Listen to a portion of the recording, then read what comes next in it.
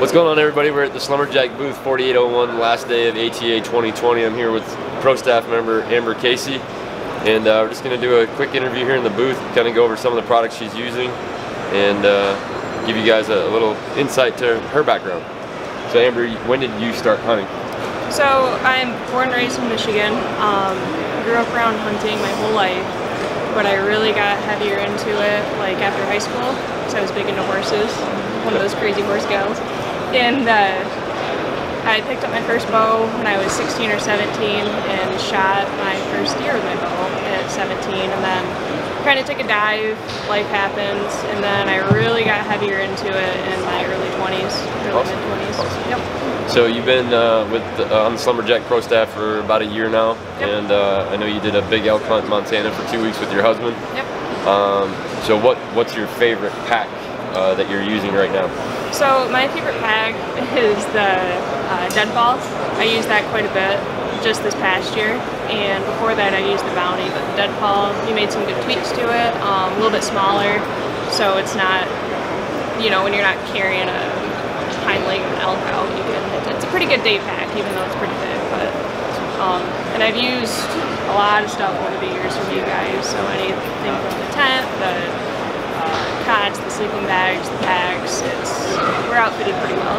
Very good, very good. So speaking of the elk hunt in Montana, you guys went out there for 2 weeks.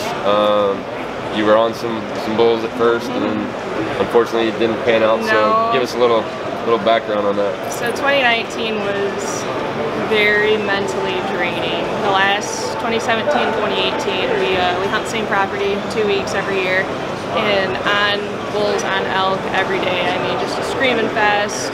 I lost count of the encounters that we had those couple of years, and so we went in 2019 all jacked up. My husband got an elk in 2018. He's like, this is your year, we're getting one, and I just wanted it off my plate. We had 2 encounters, and the closest I got to a bull was like 80 yards, and probably 80% of the time we saw nothing. Awesome. But that's elk hunting. It is, and so Amber said she was from Michigan, and she had a little story with a deer that she killed this year back at home, and I kind of felt for her because it happened to me last year, and I thought I was going to lose my deer. So give me a down. You ended up having not finding the deer that night.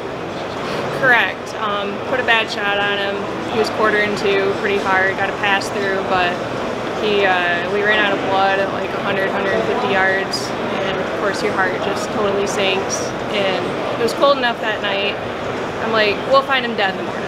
You know, we're gonna recover him, come back out during daylight, and came back out the next morning, no more blood, no nothing, no deer, no blood. I'm like, oh no. And I'm looking at my husband, I'm like, what do I do now? And I knew he was dead somewhere. I've had those shots before, and you always find them, you know, 500-600 yards away. Yep. But so I called the tracker, and I'm like, hey, can you come out? He's like, well, I'm on a couple right now. He's like, I can't come out until like noon. I'm like, no, there's a big rainstorm coming. I'm like, this is killing me.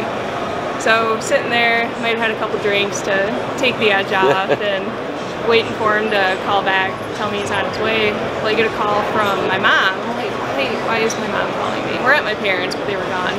She's like, yeah, the neighbor called and they found your deer. I'm like, what?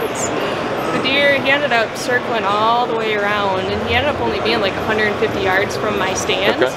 But he went probably 400 or 500 yards and went over there, you know, and then my base layers and Crocs, and I'm hooking it over to the neighbors, and yeah, he drug him up behind the barn and recovered him. So let the tracker know, but that tracker ended up coming and recovering a doe for me later in rifle season. Awesome. You know, it doesn't matter how long you've hunted, how good of a hunter you think you are, there's always that, you know, one little mishap, deer turns the wrong way, comes in the wrong way, and you shoot not in the best spot. But so keep an eye out, guys. Amber you're gonna see Amber's face more with Slumberjack throughout this year for 2020, and excited to use the new stuff. Yeah, so we did you know, have a chance for her to try on some of the new product, and I'm gonna pull one off the rack here and let her throw it on. This is the new Archer pack, so it's specifically built for archery hunting. Not that you couldn't use it for rifle hunting, but we do have a slide out quiver holder. Will hold your bow. And this will be ready sometime June, July, getting ready for the season. So we have dealers ordering them now. Very excited about this one.